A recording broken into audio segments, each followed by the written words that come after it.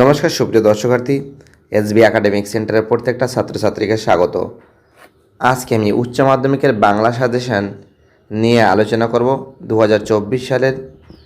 তো দেখো সুপ্রিয় দর্শকার্থী, 2024 সালে রূপতত্ত্ব ভাষা থেকে যে সমস্ত প্রশ্নগুলো আসার চান্স খুবই প্রবল, সে সম্পর্কে আজকে বিস্তারিত আমি আলোচনা করব।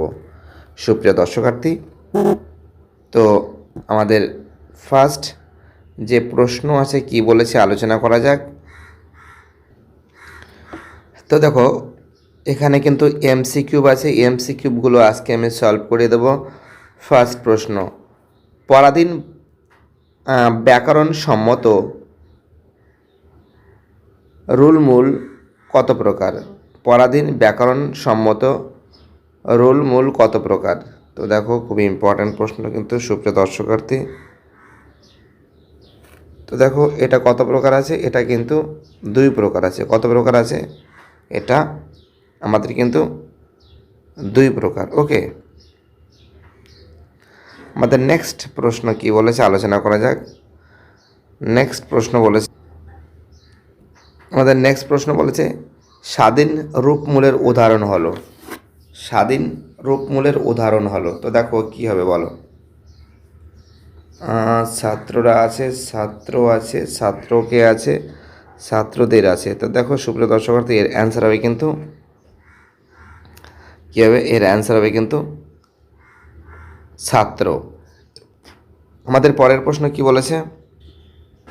পরের প্রশ্ন বলেছে 3 দাগের প্রশ্ন, ভাষার সবচেয়ে ছোট অর্থপূর্ণ একক হলো।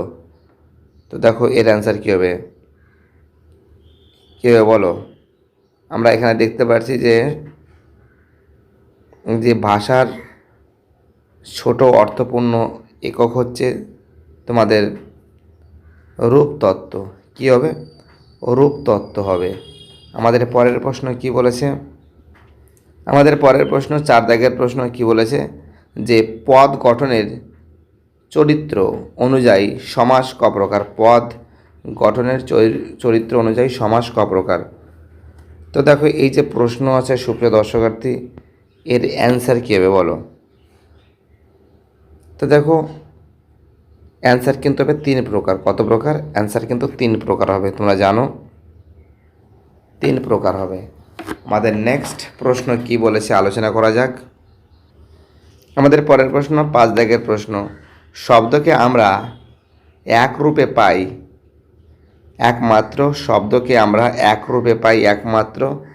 খুব ইম্পর্ট্যান্ট প্রশ্ন কিন্তু সুপ্রিয় দর্শকার্থী। এর অ্যান্সার কী হবে বলো। বিশেষ্য পদে, বিশেষণ পদে, সর্বনাম পদে, অভিধানে। তো দেখো এই যে প্রশ্ন আছে, এর অ্যান্সার হবে কিন্তু অভিধানে। কী হবে? অভিধানে হবে। আমাদের পরের প্রশ্ন কি বলেছে আলোচনা করা যাক। এবার আমি এসে কিউব নিয়ে আলোচনা করছি ব্যাকরণ পাঠের। ফার্স্ট প্রশ্ন, সহরূপ কি? তো দেখো রূপের অর্থ না বদলে যখন রূপের বৈচিত্র্য দেখা যায়, রূপের অর্থ না বদলে যখন রূপের বৈচিত্র্য দেখা যায়, তখন সেই বৈচিত্র্যকে কি বলে? সহরূপ বলে। আমাদের পরের প্রশ্ন কি বলেছে? নেক্সট প্রশ্ন 2 দাগের প্রশ্ন বলেছে পদ গঠনের চরিত্রের ভিন্নতা অনুযায়ী সমাসকে কয় ভাগে ভাগ করা যায়? পদ গঠনের চরিত্রের ভিন্নতা অনুযায়ী সমাসকে 3 ভাগে ভাগ করা যায়। ওকে, যথাক্রমে। তো দেখো যথাক্রমে এই যে দ্বন্দ্ব সমাস, ব্যাখ্যামূলক সমাস আর বর্ণনামূলক সমাস। ওকে, আমাদের পরের প্রশ্ন কি বলেছে? পরের প্রশ্ন 3 দাগের প্রশ্ন, প্রত্যয় কাকে বলে? কি আছে? প্রত্যয় কাকে বলে? তো দেখো এর অ্যান্সার হবে প্রত্যয় কাকে বলে। খুবই গুরুত্বপূর্ণ প্রশ্ন। প্রত্যয় হলো ধ্বনি বা ধ্বনি সমষ্টি যা পদ বা ধাতুর সঙ্গে যুক্ত হয়ে নতুন পদ গঠন করে। খুব ইম্পর্ট্যান্ট প্রশ্ন কিন্তু, এবং গঠন করে, কখনো কখনো পদের পরিবর্তনও করে, তাকে বলে প্রত্যয় বলে। আমাদের পরের প্রশ্ন কি বলেছে সুপ্রিয় দর্শকার্থী? পরের প্রশ্ন বলেছে 4 দাগের প্রশ্ন, উপসর্গ কাকে বলে? উপসর্গ এক ধরনের অব্যয় যা শব্দের আগে বসে, তার অর্থ পরিবর্তন করে এবং উপসর্গকে অনেক সময় পদের আদিতে বসা তদ্ধিত প্রত্যয়ে বলা হয়। আমাদের পরের প্রশ্ন কি বলেছে? তো দেখো 5 দাগের প্রশ্ন আছে, জোড় কলম শব্দ কাকে বলে? খুবই গুরুত্বপূর্ণ প্রশ্ন, অ্যান্সারটা দেওয়া আছে, তোমরা লিখে নেবে। আমাদের পরের প্রশ্ন কি বলেছে? 6 দাগের প্রশ্ন, এটা খুবই ইম্পর্ট্যান্ট আছে। অবস্থান অনুযায়ী প্রত্যয় কত প্রকার ও কী কী? খুবই গুরুত্বপূর্ণ প্রশ্ন, খাতায় লিখে কিন্তু মুখস্থ করবে। আমাদের পরের প্রশ্ন কি বলেছে? 6 দাগের প্রশ্ন, অবস্থান অনুযায়ী প্রত্যয় কত প্রকার ও কী কী? অবস্থান অনুযায়ী প্রত্যয় কত প্রকার ও কী কী? তো তোমরা তো জানো যে অবস্থান অনুযায়ী প্রত্যয় কিন্তু 2 প্রকার, কৃত প্রত্যয় আর কি আছে? তদ্ধিত প্রত্যয়। আমাদের পরের প্রশ্ন কি বলেছে? 7 দাগের প্রশ্ন, দুটি পরাধীন রূপমূলের উদাহরণ দাও। তো দেখো, পরাধীন রূপমূলের স্বাধীন রূপমূলের সঙ্গে যুক্ত থাকে, এর একক ব্যবহার নেই। যেমন মানুষকে, কে এখানে পরাধীন রূপমূল, মাছ আওলা, অওলা এখানে পরাধীন রূপমূল। খুব ইম্পর্টেন্ট প্রশ্ন, কিন্তু খাতায় লিখে মুখস্থ করবে। ওকে, তো দেখো রচনাধর্মী প্রশ্ন উত্তর। ফার্স্ট প্রশ্ন, একটু কালার পরিবর্তন করছি, একটু রেড নিই। ওকে, 1 দাগের প্রশ্ন, প্রত্যয় কাকে বলে? ব্যবহারিক প্রয়োগের অবস্থান অনুযায়ী প্রত্যয়কে কটি ভাগে ভাগ করা যায় ও কী কী? প্রত্যেকটি ভাগের একটি করে উদাহরণ দাও। খুবই গুরুত্বপূর্ণ প্রশ্ন কিন্তু। তো দেখো এর অ্যান্সার কিন্তু এখানে খুব সুন্দর করে উল্লেখ করা আছে। তো দেখো অ্যান্সারগুলো খুব সুন্দর করে কিন্তু এখানে দেওয়া আছে, তোমরা একটু দেখে নাও। ওকে, খাতায় লিখে নেবে, খুবই ইম্পর্টেন্ট প্রশ্ন। তো দেখতেই পারছো, কৃত প্রত্যয় বা ধাতু প্রত্যয় আর তদ্ধিত প্রত্যয় বা শব্দ প্রত্যয়।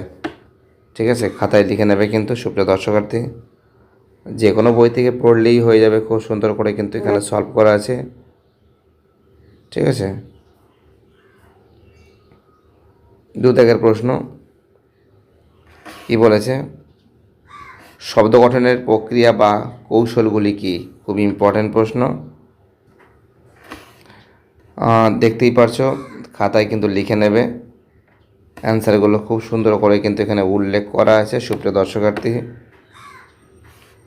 2 দাগের প্রশ্ন, তার উত্তর সমেত এখানে বিস্তারিত আলোচনা করা আছে। খুব সুন্দর করে খাতায় লিখে কিন্তু মুখস্থ করবে। ওকে, দেখতেই পারছো তোমরা, একই লাইনে হয়তো বারবার আসতে পারে, তোমরা একটু বুঝে শুনে লিখবে। ঠিক আছে, খাতায় লিখে কিন্তু মুখস্থ করবে,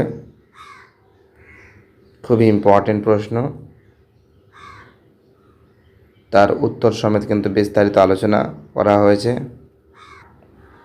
প্রত্যেকটা প্রশ্ন খুবই ইম্পর্টেন্ট এবং প্রত্যেকটা প্রশ্ন খুবই ভাইটাল। তো দেখো, আমি একই প্রশ্ন কিন্তু হয়তো বারবার করে দেওয়া হয়েছে, ঠিকঠাক করে বুঝে শুনে লিখবে। ভিডিওটি দেখার জন্য এসবি একাডেমিক সেন্টারের তরফ থেকে প্রত্যেকটা ছাত্রছাত্রীকে জানাই অসংখ্য ধন্যবাদ। সুস্থ থাকো, ভালো থাকো, চ্যানেলের সঙ্গে যুক্ত থাকো, এটাই আমার একান্ত অনুরোধ। আর বাকি যে সেটগুলো আছে সেই সেটগুলো খুব শীঘ্রই আলোচনা করব ব্যাকরণ পাঠের।